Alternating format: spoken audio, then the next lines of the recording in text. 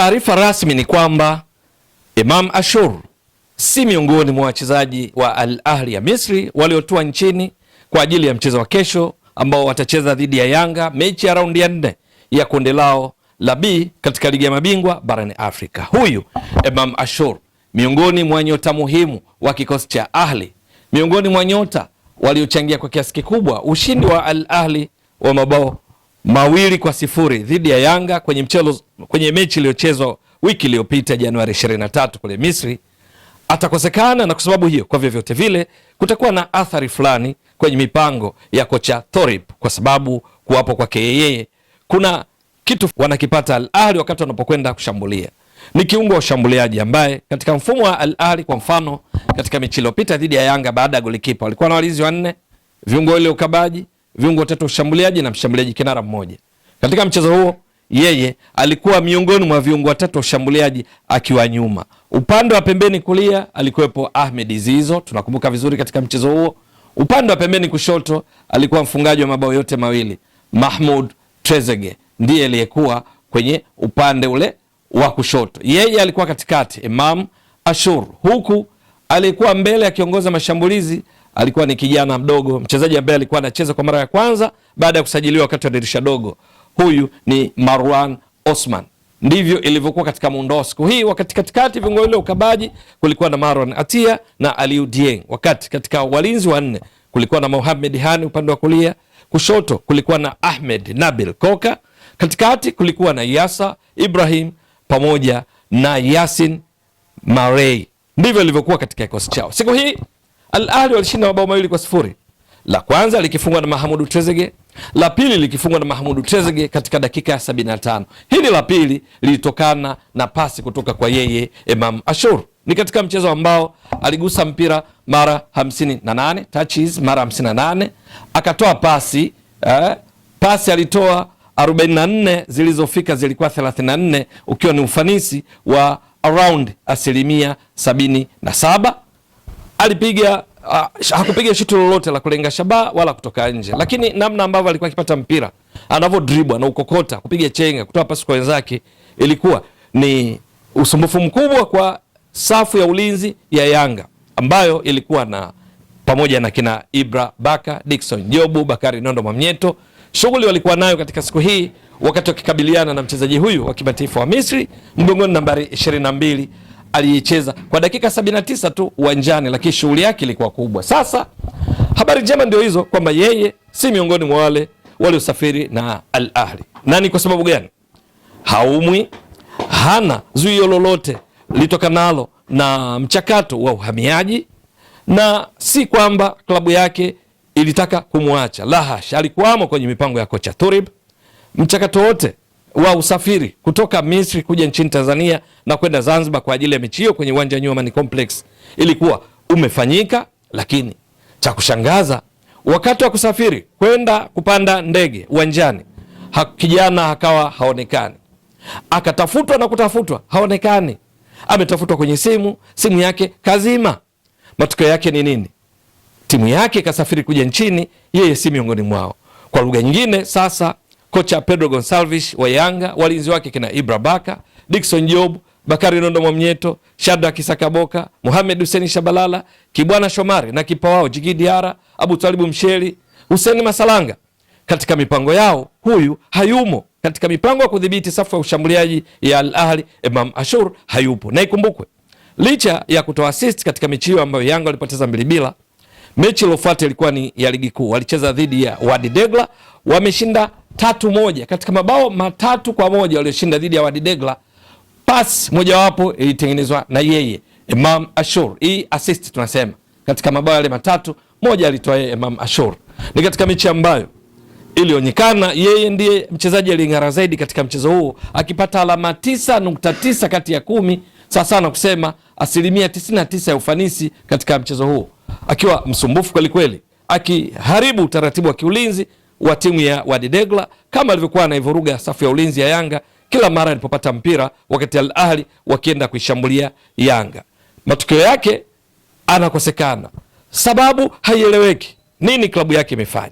Ilichofanya ni kumtoza adhabu ya paundi za Misri milioni na nusu miongoni mwa adhabu walizompatia paundi milioni 1.5, milioni 1.5, ambazo kwa mbadilishano wa fedha wa leo hii Januari 30 kwa fedha za Kitanzania, kwa sababu paundi moja ya Misri ni shilingi za Kitanzania 54 na senti 42, paundi milioni 1.5 tunazungumzia shilingi za Kitanzania milioni 81,635,000 pamoja na shilingi 100 ndio ametozwa kwa kitendo chake hiki cha kuto kuwepo miongoni mwa wachezaji waliosafiri na Al Ahly kuja kuikabili Yanga. Lakini adhabu nyingine alopewa ni kusimamishwa kwa wiki 2. Amekuwa suspended na klabu yake yenyewe kwa 2 weeks, ambazo inamaanisha kwamba kwa ratiba inaonekana atakosa mechi 5 za Al Ahly za michuano mbalimbali. Sasa kwa wengine wanaweza kujiuliza, la, hii Yanga hatari, Yanga noma, kwamba mchezaji nyota wa Al Ahly,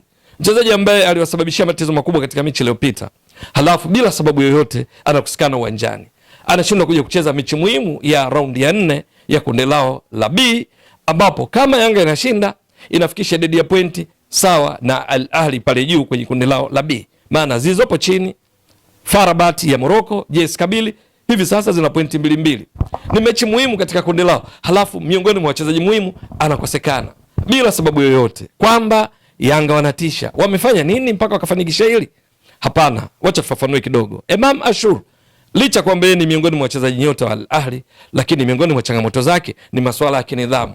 Januari hii ndo ametozwa faini hii, lakini hapo kabla msimu tu uliopita 2024-2025 inakumbukwa vizuri, Septemba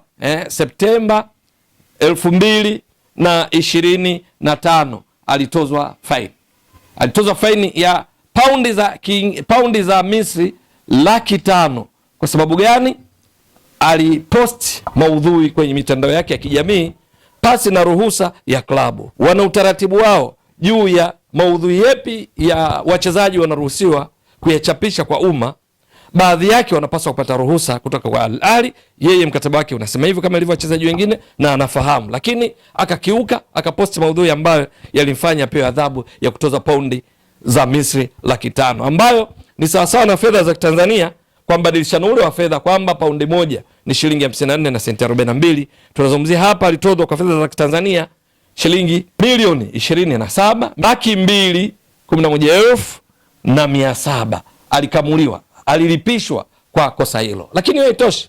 Novemba 2024 ilimkuta adhabu nyingine tena. Safari hii alikuwa amegombana na golikipa wao Mohamed El Shenawi, nahodha wao. Matokeo yake akatozwa faini baada ya kukutwa na hatia ya paundi milioni 1, ambayo ni sawasawa na fedha za Tanzania kwa mbadilishano ule wa fedha alitoka kuelezea wa shilingi milioni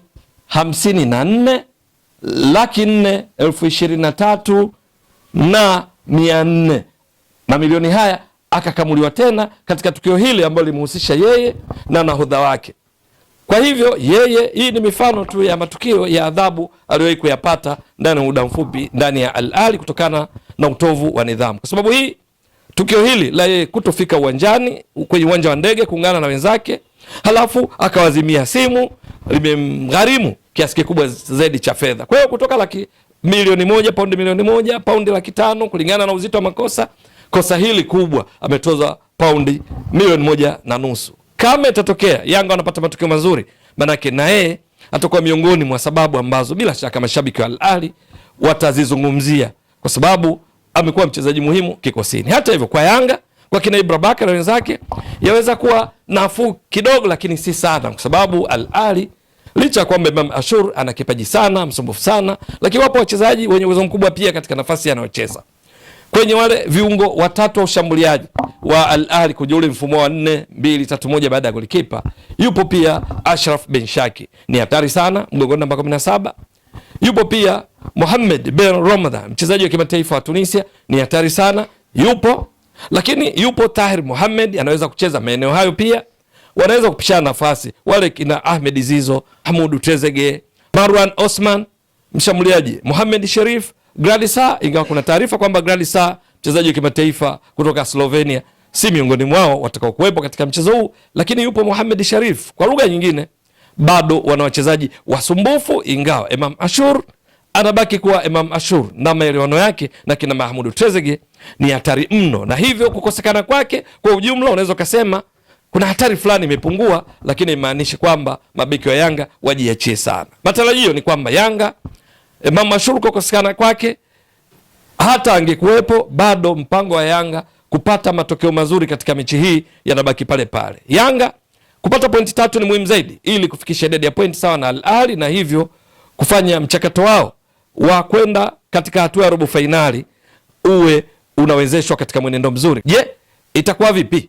Ni swala la kusubiri na kuona. Mtazamaji wa Mbwaduke Stats Sport Next Level, endelea kuunga mkono channel hii kwa kuhakikisha kama una subscribe, una share, una like na kucomment. Mwasilishaji wako ni mimi Ramadhani Mbwaduke almaarufu kama Mzee wa Data. Shukran jazilan. Bye bye.